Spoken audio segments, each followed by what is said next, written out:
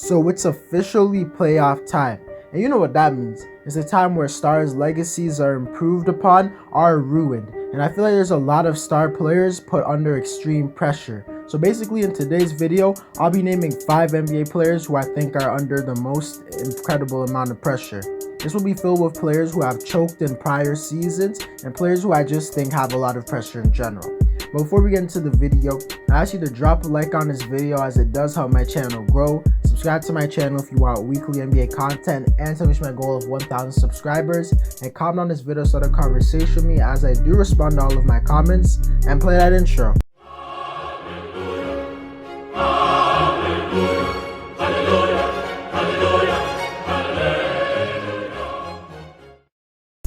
The first player I believe who was under a lot of pressure is Giannis Antetokounmpo of the Milwaukee Bucks. And if I'm being honest, so far Giannis has somewhat lived up to his expectations because he did struggle a bit down the stretch of Game 1 versus Miami. But when the Bucks were hitting their shots in Game 2, he was absolutely dominant. So he's been solid to start the playoffs, but nonetheless, the last 2 years Milwaukee was favored to come out of the Eastern Conference and they completely failed in embarrassing fashion. And it was mainly due to Giannis underperforming in the postseason and just the Bucks in general. And if you're being honest, Giannis's disappointments in the playoffs has given him a label as a player who chokes in the playoffs. And in my opinion, I think that label is somewhat warranted, but if in these playoffs he can dominate, which would be obviously by beating the Miami Heat, which I think they will do in 5 games, and then possibly defeating the Brooklyn Nets or at least bringing them to a close series while Giannis plays fantastic, I think that would really get rid of his narrative as a playoff choker. All he has to do is not play bad and step up in big moments. But if they were somehow to blow the lead to Miami and Giannis wouldn't step up, or they lose embarrassingly to the Brooklyn Nets in like 4 or 5 games, I honestly think that would solidify him as a player who's a choker and a player who you can't depend on to be your best player to win a championship. And that's a lot of pressure on just one player.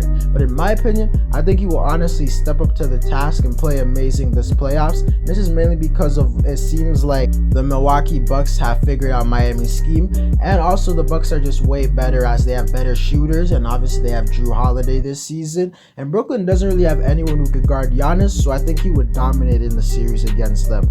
The second player on this list is a player who's hated a lot by lots of NBA fans, and that guy is Paul George, who last year we all know is atrocious in the playoffs, as we all remember his infamous behind the backboard shot. And ever since he left the Indiana Pacers, he's just been a terrible playoff performer, very inconsistent. But this playoffs, the Clippers are going to be looking to win a championship, because if you don't know, Kawhi can opt out of his contract to leave the team this offseason. Like, he could go.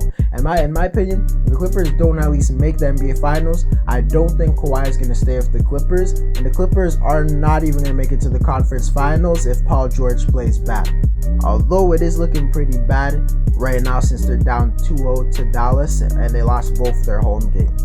But nonetheless, Paul George needs to play great for his own legacy, because it seems like he might just be remembered as a playoff choker for the rest of his career. But if he could have a great playoff run, or at least just play amazing while helping Kawhi help Kawhi get to the conference finals, and if they could at least have a good close series with whoever is there, or possibly even defeat them, it could be fantastic for his legacy and how he's known as a player. But if he wets the bed again and plays horrible, I'm sorry to say it, but I honestly feel bad for his legacy, because he will always be remembered as a guy who's a playoff choker, and I believe Paul George has the most pressure on him in the NBA going into this postseason.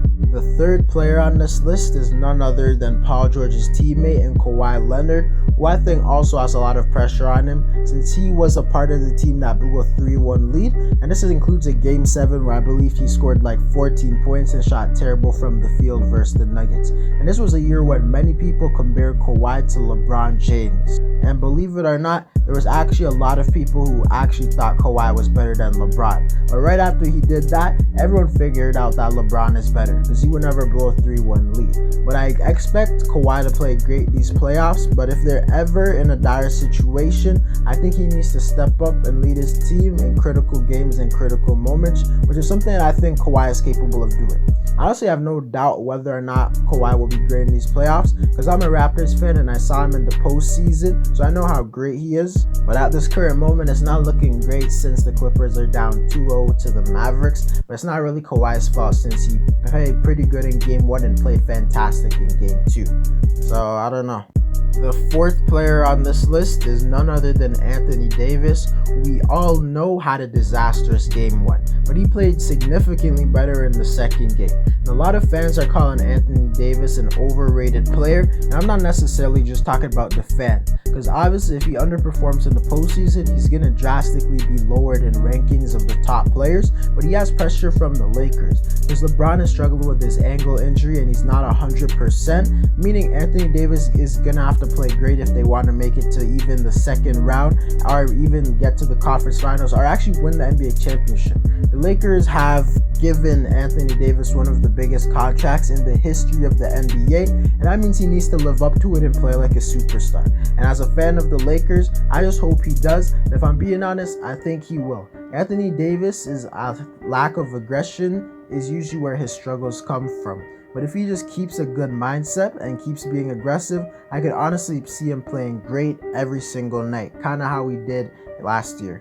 The fifth and final player on this list is an unpopular player, but I also believe Kevin Durant has a lot of pressure on him. Because this year, as we know, the Nets acquired James Harden, meaning they now have a big three of Kyrie Irving, James Harden, and Kevin Durant, which means that Kevin Durant again has another super team around him.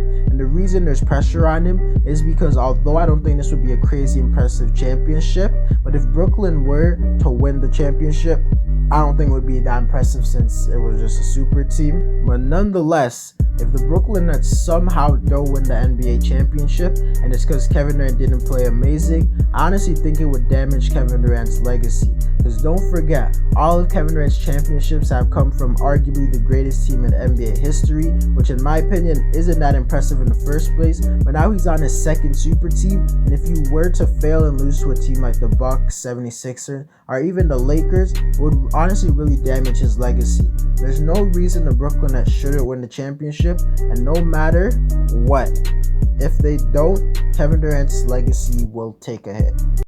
Anyways, guys, that's it for the video. Let me know if you disagree or agree with what I said in the video. Drop a like on this video to help my channel grow. Subscribe to my channel if you want weekly NBA content and to reach my goal of 1,000 subscribers. And comment on this video, start a conversation with me, as I actually do respond to all comments. And I'm out.